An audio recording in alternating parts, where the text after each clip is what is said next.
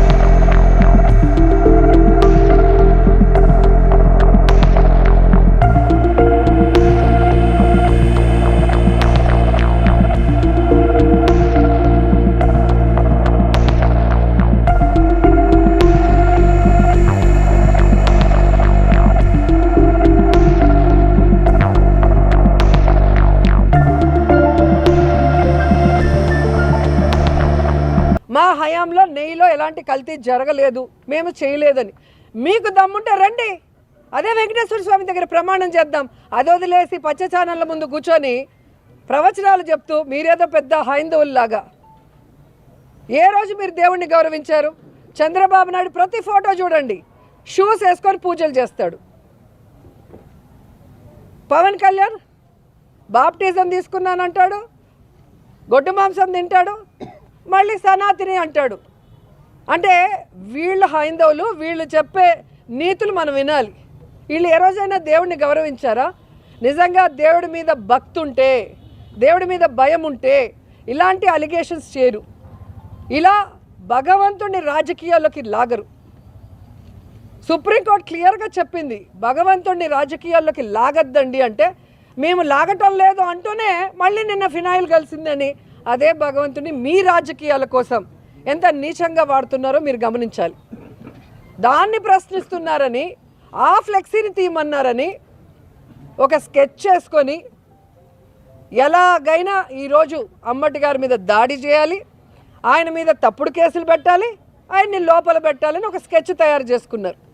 లేకపోతే అసలు ఒక సీనియర్ మోస్ట్ పొలిటీషియన్ కారులో వెళ్తుంటే ఆడవాళ్ళు పచ్చి బూతులు, ఆ గ్రంథాలయం చైర్మన్ ఆమె ఏజ్ ఏంటి, ఆమె గేజ్ ఏంటి, ఆమె మాట్లాడే మాటలేంటి,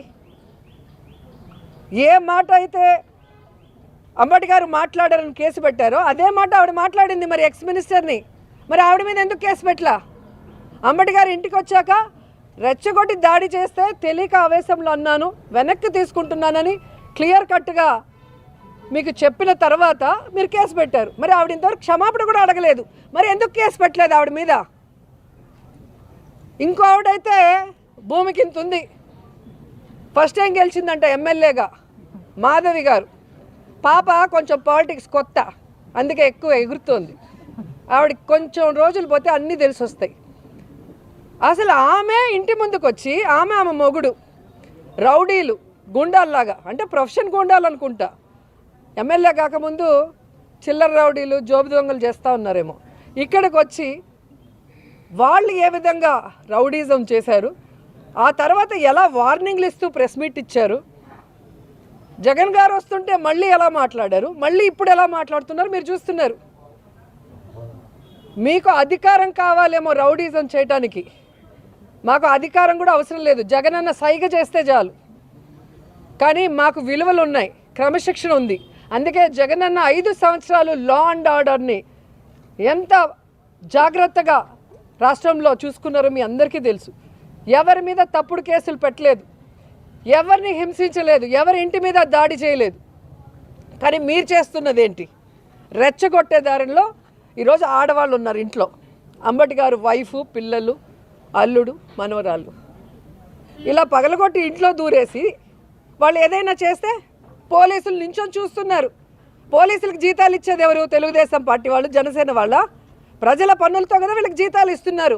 మరి ఏదైనా ఇన్సిడెంట్ జరిగినప్పుడు ఇమీడియట్గా రియాక్ట్ అయ్యి వాళ్ళని కాపాడాల్సిన బాధ్యత పోలీసులకు ఉందా లేదా? పోలీసులు ఇక్కడ నించుంటారు, మన వాళ్ళు వచ్చి పోలీసులు ఏంటి సార్ ఇంత జరుగుతుంటే అని చెప్పి ఫోన్ చేసి అడిగితే మాకు ఇన్స్ట్రక్షన్స్ రాలేదు అంటే, దాడి చేయడానికి ఇన్స్ట్రక్షన్స్ ఇచ్చారు, వీళ్ళని చూస్తూ ఉండమని ఇన్స్ట్రక్షన్స్ ఇచ్చారు, కానీ ఆ దాడిలో ఎవరైతే బాధితులుగా ఉన్నారో వాళ్ళని కాపాడమని ఇన్స్ట్రక్షన్స్ రాలేదంట. ఇంతకన్నా పోలీసు వ్యవస్థకి ఏదైనా సిగ్గుచేటు ఉందా అని అడుగుతున్నా. ఇప్పుడే జీరోకి పడిపోయినారు ఈ రాష్ట్రంలో పోలీసులు, కేవలం కూటమి ప్రభుత్వానికి బానిసలుగా బతుకుతూ ఈరోజు ఎంత చెడ్డ పేరు తెచ్చుకుంటున్నారు. ఎంత అసలు ఇంక ఏమనాలో కూడా తెలియట్లేదు పోలీసుల్ని. మీ ఉద్యోగ ధర్మం మీరు చేయకుండా మీరు దగ్గరుండి మీ ఆధ్వర్యంలో మీరు చూస్తుండగానే దాడులు జరిగి బ్లాస్టులు జరుగుతుంటే ఇక మీరెందుకు, మీకు జీతాలు ఎందుకు, మీకు ఉద్యోగాలు ఎందుకు? మీరు కూడా పసుపు షర్ట్లు వేసుకొని తెలుగుదేశంలోనో లేదా జనసేనలోనో చేరిపోవచ్చు కదా.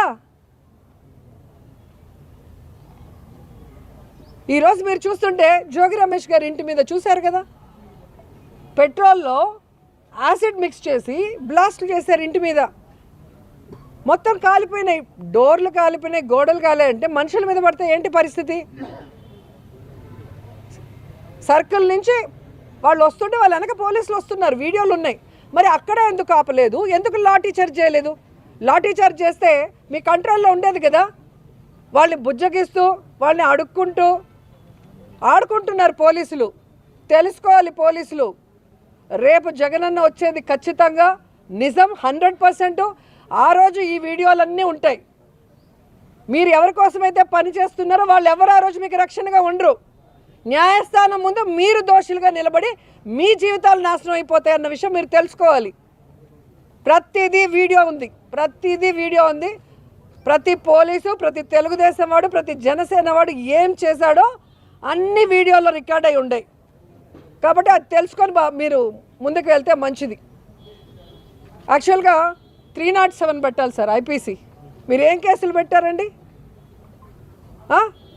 ఇన్సిడెంట్ జరిగింది, 7 గంటలు కంటిన్యూస్గా బ్యాచ్లుగా వచ్చి దాడి చేసి వాళ్ళని చంపడానికి ప్రయత్నిస్తే ఐపీసీ 307 పెట్టాల్సింది పోయి ఇంతవరకు ఆ ఎమ్మెల్యే మొగుడు ఆ గంధా చైర్మన్ మీద ఏ కేసు మీరు పెట్టలా. వాళ్ళు దగ్గరుండి కదా మొత్తం అందరిని పిలుచుకొచ్చి చేయించింది, మరి ఎందుకు పెట్టలేదని అడుగుతున్నా. అక్కడేమో కేసు నేను చిన్న ఆయన మనుషులు ఆ ఫోటోలు వీడియోలు చూస్తే మీకే అర్థమవుతుంది. ఆయనతో ఉన్న వాళ్ళు చిల్లర కేసులు పెట్టడం, స్టేషన్ బెయిల్ ఇచ్చి పంపించేయటం.